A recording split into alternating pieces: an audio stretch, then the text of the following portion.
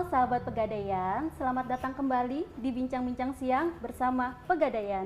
Bersama saya, Sandra dari PT Pegadaian Persero yang akan memandu jalannya sesi webinar kali ini. Untuk kamu yang baru pertama kali menonton Bincang Siang bersama Pegadaian, Bincang Siang adalah obrolan ringan bermanfaat di sela-sela rutinitas atau sedang beristirahat. Ini adalah tempat kamu mendapatkan inspirasi, meningkatkan motivasi, serta menambah pengetahuan yang mudah diserap dan diterap. Hari ini merupakan episode Bincang Siang ketiga di tahun 2021. Seperti tahun lalu, akan ada 12 episode Bincang Siang yang telah disiapkan khusus untuk kamu sahabat setia Pegadaian. Mungkin nih kalian banyak bertanya-tanya nih, kita lagi di mana sih? Kok tempatnya asik banget, cozy banget gitu. Jadi saat ini kita sedang berada di The Gade Coffee and Gold Bandung yang dimiliki oleh PT Pegadaian Persero. Di mana lokasinya di Jalan Pungkur nomor 123. Kalau kalian ke Bandung, jangan lupa mampir ke sini ya. Kami juga ingin memberikan informasi bahwa acara ini sudah mengikuti protokol kesehatan yang dianjurkan oleh pemerintah. Untuk kamu, sahabat Pegadaian, kami ucapkan terima kasih karena telah meluangkan waktunya untuk mengikuti sesi webinar kali ini dengan judul Career Planning, Let's Create Your Career Path. Semoga kalian dapat meningkatkan sesi webinar kali ini ya, sahabat. Sebelum kita mulai, aku mau tahu dong sahabat Pegadaian ini lagi sibuk apa aja. Apakah sudah siap nih mengikuti sesi webinar kali ini? Akan ada polling yang muncul di tampilan Zoom kalian semua. Mohon bantuannya ya untuk mengisi. Wah, ternyata sudah banyak sekali nih yang sudah mengisi polling. Nah, banyak yang sedang mencari pekerjaan, banyak yang mahasiswa. Karena di sesi ini kita akan membahas tentang career planning. So, baiklah, terima kasih kepada sahabat Pegadaian yang telah mengisi pollingnya.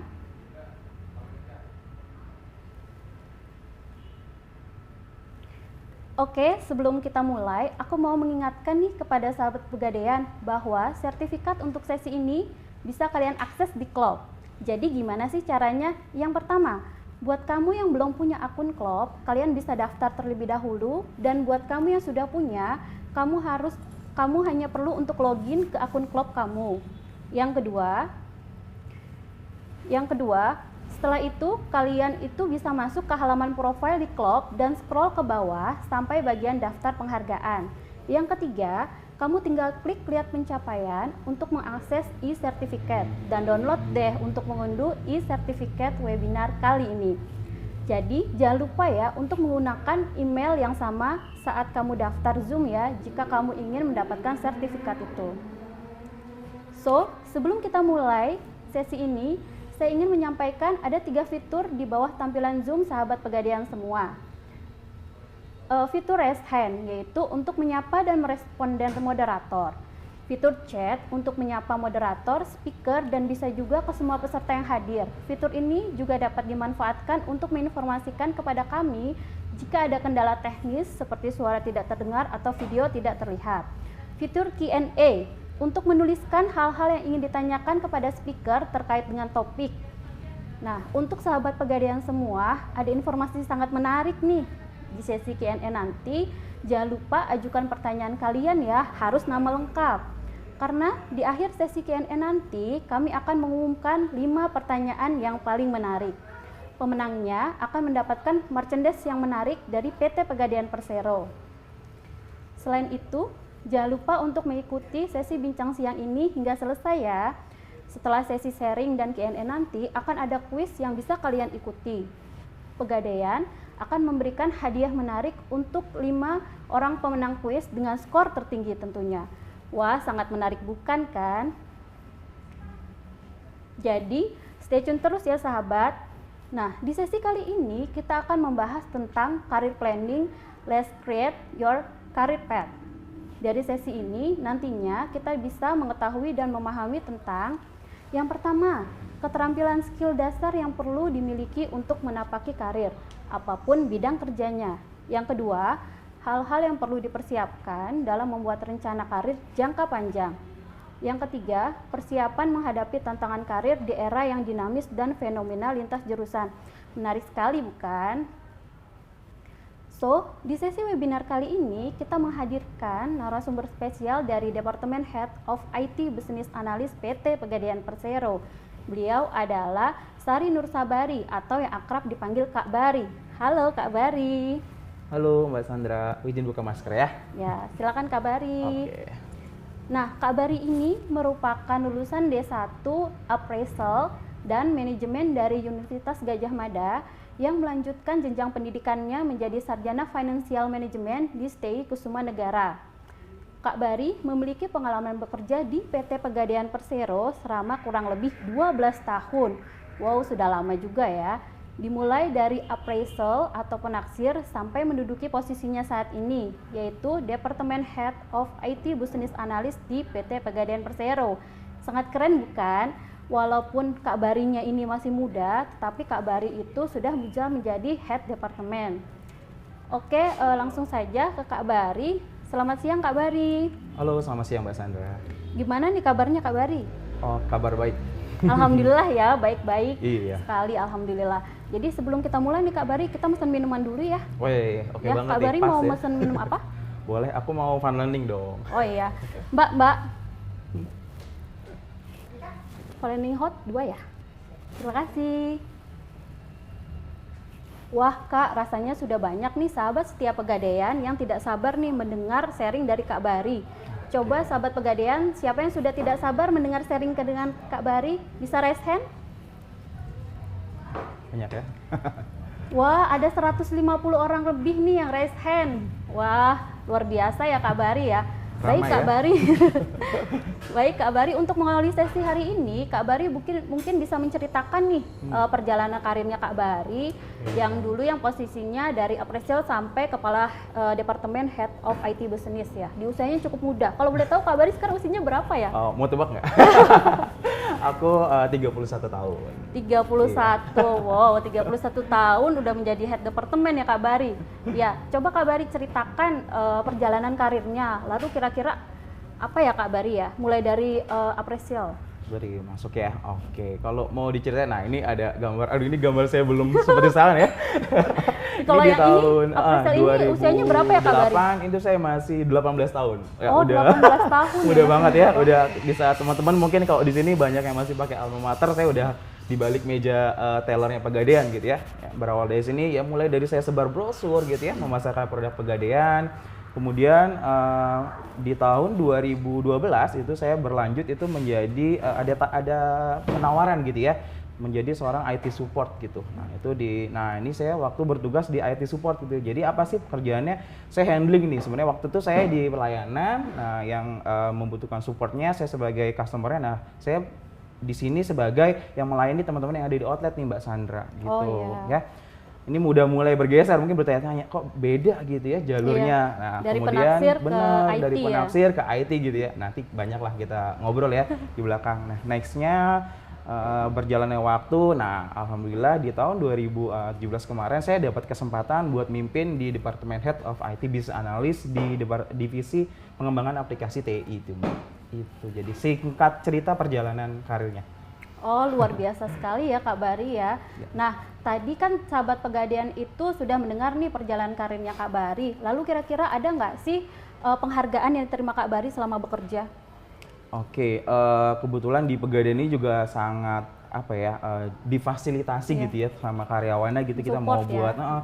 buat inovasi gitu ya. Banyak banget sebenarnya saluran-saluran yang kita bisa kasih. Nah, ini salah satunya di tahun 2019 saya pernah ikut ajang Pegadaian Innovation Award gitu ya. Nah, ini saya dapat juara 1 tingkat nasional nih Mbak Sandra gitu ya. Waktu itu kita Luar biasa ya. bawa produk tabungan emas nih di sini gitu ya. Dan saya dapat reward bisa jalan-jalan ketemu opa-opa gitu sama Korea Selatan gitu ya. Nah, ini satu Berarti kemudian pencetus tabungan emas awalnya dari Mas Bari nih ya. ya bareng-bareng teman-teman juga ya Iya. kolaborasi gitu. Oke, nah di tahun berikutnya, nah dari sini, nah ini sebenarnya kayak pencapaian saya juga Nah, ini sama ya, itu blazer yang saya pakai, makanya saya suka banget nih Mbak sama blazer yang saya pakai. Nah, Oh, itu ada karena kenangan bisa ya? membawa saya sampai ke Jepang. Wah, luar Itu biasa waktu itu sekali. mewakili saya, mewakili Indonesia Iya. khususnya dari ada beberapa perusahaan, salah satunya Pegadaian di ICQCC, jadi International Convention Quality Control Cycle. Nah, itu di Tokyo gitu ya. Saya bertemu sama lebih dari 250 tim dari 69 negara gitu, dan alhamdulillah di sini Pegadaian dapat gold medal gitu, atau penghargaan paling tinggi di sana. Itu sih Wah, Mbak luar Sandra. biasa sekali ya Kak Bari ya, sudah pernah ke Korea, ke Iya. Jepang. Oke sahabat, tadi kan kita sudah mendengar nih perjalanan karir dan penghargaannya Kak Bari. Nah, sekarang kita ada sedikit nih pemutaran video. Nah, bisa kita simak ya teman-teman. Oke.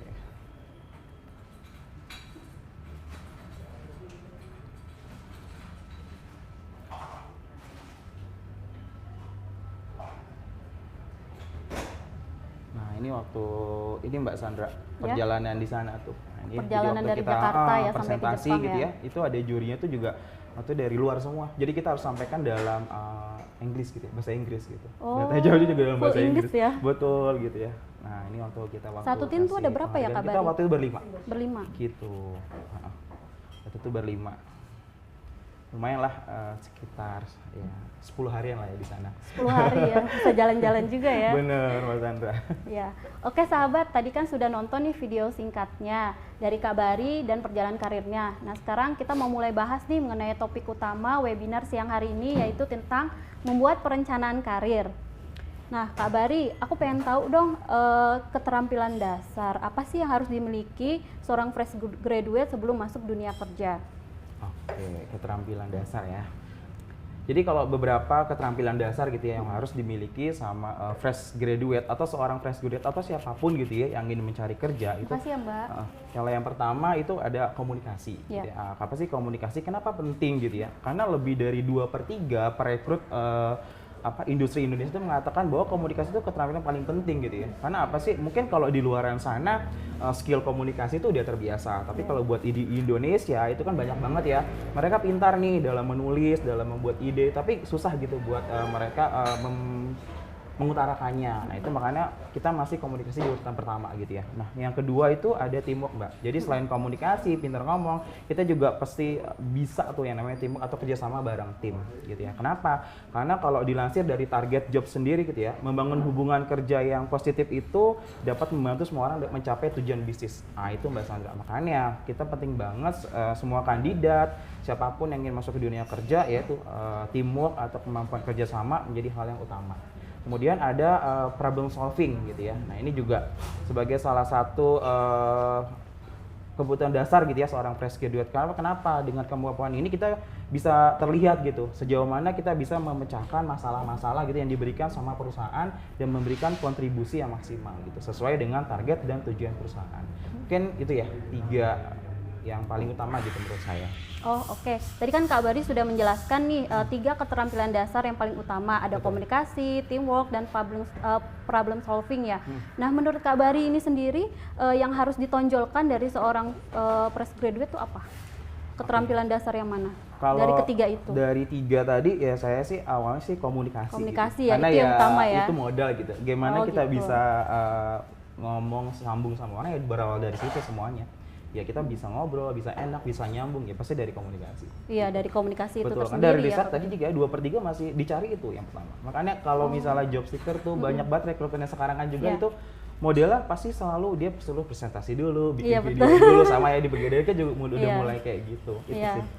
Oh gitu ya Kak Bari ya. Jadi Benar. utama itu yang harus dimiliki oleh seorang fresh graduate, kemampuan dasar itu komunikasi. Nah, selain kemampuan keterampilan dasar nih, Kak Bari kan harus mempunyai ya, seorang fresh graduate itu harus mempunyai keterampilan teknis dan non teknis. Yap, betul Nah, banget. apakah itu perlu ya Kak Bari? Teknis dan non teknis ya betul, kedua-duanya perlu. Jadi memang harus ada, tapi mungkin nanti porsinya gitu ya. Porsinya. Porsinya mau sejauh mana gitu kan, tergantung lagi pekerjaan yang mau kita geluti gitu. Kalau kita memang pekerjaannya tuh teknikal banget gitu ya, Iya. misalnya seperti apa IT, gitu ya, engineer gitu, itu pasti komponen teknisnya harus kita olah, kita asah terus ya, dan porsinya bakal lebih besar. Iya. Nah, tapi kalau di pekerjaannya itu kita lebih ke manajerial gitu ya, kita handling orang, nah itu non teknisnya, soft skillnya yang pasti kita maksimalkan gitu. Nah itu sih. Jadi nanti setiap orang akan memiliki porsinya masing-masing tergantung apa jenis pekerjaannya juga. Jadi kedua keterampilan tersebut itu sama-sama penting ya. Betul. Dan harus dimiliki oleh seorang fresh graduate ya Kak Bari ya. Oke. Nah selanjutnya kalau menurut Kak Bari nih cara mengasah keterampilan dasar tersebut, nah kan selain tiga inti tadi dan inti betul. utamanya itu komunikasi, kan harus memiliki keterampilan teknis dan non teknisnya. Cara mengasahnya untuk seorang fresh graduate itu gimana ya Kak? Oke, cara masak banyak ya. Sekarang kan juga udah eranya digital, Iya. era online. Itu belajar tuh nggak harus yang clerical di dalam kelas gitu Iya. ya, atau ketemu tatap muka Iya. gitu ya. Apalagi Sudah banyak era-era daring pandemi, ya. bener. Iya. Oh, misalnya kayak contoh lah komunikasi gitu ya Mbak Sandra. Itu kita bisa cara dengan yang pertama sering-sering berlatih bicara di depan umum gitu. Jadi kalau ada kesempatan buat ngomong gitu ya teman-teman mahasiswa gitu ya atau yang sedang cari kerja, dari tempat kecil aja lah ya, dari organisasi terkecil kalau ada kesempatan buat kita speak up, ayolah dicobain aja gitu, nggak apa-apa, salah-salah juga gitu kan. Namanya belajar ya, Kak, namanya ya? juga Iya. belajar. Kemudian fokus dengan apa yang ingin kita sampaikan. Nah itu juga salah satu cara gimana kita bisa komunikasi yang efektif gitu. Nah kemudian perluas relasi. Nah itu kan Networking ya, betul. Kak? Kita udah punya kemampuan public speaking bagus, komunikasi bagus, tapi ternyata network kita terbatas gitu. Ya kita bingung mau ngomong sama siapa gitu kan. Betul sekali Kak. Jadi kan jadi nggak enak. Nah, kemudian yang terakhir juga ini penting banget buat ngasah komunikasi itu terbuka atau dalam menerima kritikan gitu. Nah itu kita harus harus open minded lah gitu ya terhadap kritikan gitu dari orang lain. Apa yang harus kita improve itu sih. Nah kemudian kalau di teamwork tadi ya, jadi yang terpenting juga biasanya kalau saya tuh aktif aja nih dalam kegiatan yang maksa kita untuk kerjasama gitu, baik itu di pekerjaan ataupun di organisasi di luar gitu, misalnya ikut komunitas gitu ya, komunitas traveling apapun. Nah itu boleh gitu ya, kita sebagai salah satu cara kita ngelatih kerjasama atau teamwork. Iya. Nah berikutnya kalau tadi public speaking juga jadi salah satu modal dasar ya, itu banyak banget kelas online, mau yang gratis berbayar juga banyak gitu ya. Iya sekarang. Itu sih Mbak Sandra. Ya, jadi untuk teman-teman fresh graduate itu untuk memperoleh atau mengasah keterampilan itu bisa melalui beberapa cara ya. Jadi tidak hanya trainingnya tuh tidak hanya bisa training virtual, jadi bisa mengasah dengan komunikasi, terus perluas relasi dan sebagainya. Nah Kak Bari, tadi kan kita udah membahas nih tentang keterampilan dasar. Nah aku pengen tahu dong hal-hal yang perlu dipersiapkan dalam membuat karir jangka panjang itu gimana ya Kak?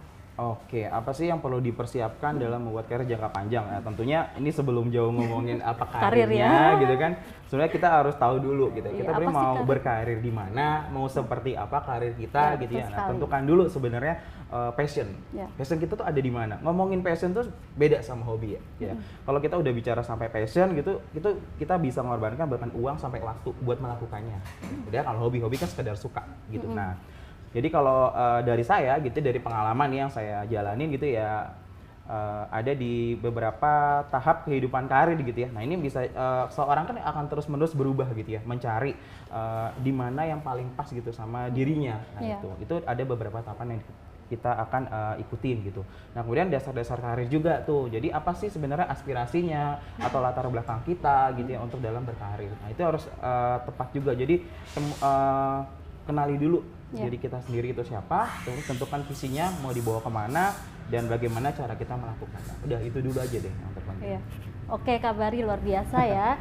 Oke Kak Bari, sebelum kita lanjut nih nanyanya lebih Oke. dalamnya, kita minum kopi dulu ya sejenak. Udah datang kopi ya berarti Iya, silakan Kak Bari. Oke. Ini kayaknya Ini disupport kopi dari Begade. ini ya. Terenak nih kalau di Begaden katanya sih. Ya. Paneling is the best ya. Wow. Mantap. Oke, ya. Oke, Kak Bari, kita lanjutkan ya. Oke, Tadi kan ya. Kak Bari sudah menjelaskan tentang passion. Jadi, seorang fresh graduate itu harus memiliki passion ya untuk mempersiapkan dalam membuat karir jangka panjangnya. betul. Nah, setelah itu apakah perlu membuat pemetaan karir untuk diri sendiri gitu? Oke, nah betul. Pemetaan karir ya perlu dong. Tadi kita udah tahu tujuannya, goalsnya sama lah. Kalau kita contoh lah mau ke The Gade Kopi Bandung gitu ya Iya. dari Jakarta, kita tahu nih tujuannya. Tapi kan kita harus tahu dulu bagaimana caranya. Saya lewat jalan yang mana yang paling cepat gitu kan. Nah itu sama dalam menentukan karir itu juga sama. Yang pertama kita tadi satu tentukan visi kita tuh apa dalam berkarir. Yang kedua self assessment atau kenalin diri kita gitu. Sebenarnya semua orang gampang menilai kita, tapi sebenarnya penilaian terbaik adalah dari diri kita sendiri nih Mbak Sandra. Bener nggak? Kita bisa tahu kekuatan kita, kelemahan kita itu kan dari dalam diri kita sendiri gitu. Nah, tapi kadang-kadang itu kan yang sering keluar atau adalah orang melihat kekuatan atau kelebihan yang bisa kita tonjolkan, tapi kita kadang-kadang lupa sama kelemahan diri kita. Bener nggak nih Mbak Sandra ya? Betul banget Kadang-kadang itu, apa Kak. sih kelemahan kalian? Coba kalau kita lagi psikotes gitu ya, ditanya bingung gitu mau nulis apa. Nah itu kita harus mulai dilatih gitu ya. Iya. Dari bahkan sebelum kita masuk ke dunia karir. Nah Iya. berikutnya review juga nih sama pencapaian kita di masa lalu dari hal kecil gitu. Jadi setiap ada prestasi atau apapun yang kita dapat itu harus kita celebrate lah, minimal untuk diri kita sendiri. Oh ya. Gitu, rayakan kemenangan-kemenangan kecil itu salah satu bentuk penghargaan juga Mbak buat kita. Bagaimana kita bisa dihargain sama orang lain kalau kita nggak bisa menghargain diri kita sendiri juga. Oh gitu ya Kak Itu ya. penting ya. Iya. Kemudian catat, saya selalu catat dan tulis keterampilan yang kita miliki. Gitu. Kadang-kadang karena banyaknya keterampilan kita miliki, kita bingung sebenarnya apa yang mau ditonjolkan. Nah, kita tulis yang menjadi gambaran diri kita. Iya. Nah, itu penting banget. Nah, berikutnya adalah evaluasi setiap tindakan atau action yang sudah kita rencanakan, sudah kita lakukan, mana yang perlu kita tingkatkan, mana yang perlu kita perbaiki. Nah, itu dievaluasi secara terus-menerus. Dan yang terakhir ya, tingkatkan terus keterampilan serta pendidikan kita. Jangan pernah berhenti belajar gitu. Udah sarjana, udah selesai, udah capek gitu kuliah, sekolah. Enggak, jangan. Kalau ada kesempatan buat belajar terus gitu. Apalagi kalau ya. gratis ya. Iya betul sekali. Jangan nolak gitu. Itu sih Kalau Mbak ada Sandra. kesempatan gimana enggak gitu ya. Bener, ambil aja deh. Ambil aja gitu. Oke Kak Bari, tadi kan ada beberapa tips ya kurang lebih ya untuk membuat pemetaan karir nih, terutama untuk teman-teman fresh graduate dan job seeker. Nah, salah satunya itu harus kenali diri sendiri dan tentukan visi dan misi. Jadi kalian itu harus mempunyai visi dan misi di dalam diri sendiri. Nah, tadi kan Kak Bari udah bercerita ya tentang membuat rencana karir jangka panjang. Nah, sekarang aku mau nanya nih tentang dari sejak dini, dari fresh graduate sejak dini harus dipersiapkan itu apa ya Kak? Oke ya, sama ya, kita ulang lagi tadi sebenarnya yang pertama apa yang kita lakukan sejak dini, bahkan sebelum kita masuk dunia karir, sekali lagi ya tadi kenali dulu diri kita punya penilaian diri sendiri, kemudian tetapkan tujuan berkarir kita itu apa gitu ya. Misalnya kalau memang saya mau cari uang nih gitu kan, karena saya tulang punggung gitu ya itu nggak apa-apa, itu is okay gitu. Tujuan karir sebagai uang itu nggak apa-apa, nggak salah, siapa sih yang nggak suka uang gitu kan. Tapi kalau misalnya kita bukan tulang punggung satu-satunya gitu ya nggak apa-apa, saya mau menciptakan portofolio yang banyak ya, itu is okay, bener juga. Terus siapkan rencananya juga gitu ya. Kalau misalnya tadi kita tujuannya uang, ya cari nih tempat kerja memang ya secara salary itu benefitnya tinggi gitu ya. Nah itu kemudian laksanain tadi yang udah kita buat step by stepnya dan evaluasi gitu terus menerus. Oke Kak Bari, tadi kan jadi harus dipersiapkan sejak dini untuk teman-teman fresh graduate itu ada 4 ya tadi poin pentingnya ya aku catat ya. Yang pertama itu menilai, menetapkan dan menyiapkan serta melaksanakan gitu kan. Dan itu harus kita sadari pada diri sendiri gitu, kita mau jalani atau enggak gitu kan. Dan harus diri sendiri tuh harus mau, pokoknya kalau terus kekeh kan pasti akan kejadian ya. Kalau gagal jangan langsung nyerah gitu. Ya, gitu ya, coba Kak lagi Bari. jalan yang baik, Ya. coba lagi gitu. Ya, nah Kak Bari kan tadi kita udah membahas nih tentang persiapan dalam membuat karir jangka panjang.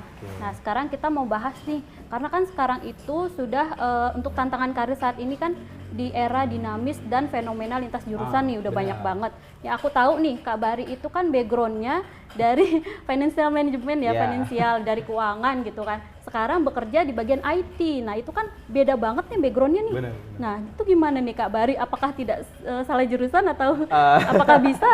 Iya. Salah jurusan sih enggak juga, Enggak juga gitu ya. Karena gini, karena waktu pertama saya dapat kesempatan gitu ya untuk berkarir di Pegadaian, juga ikut program diplomanya itu, ya memang waktu itu yang dibutuhkan seorang appraisal atau seorang penaksir itu buat di pelayanan gitu ya. Makanya kenapa saya tekankan kepada manajerialnya gitu.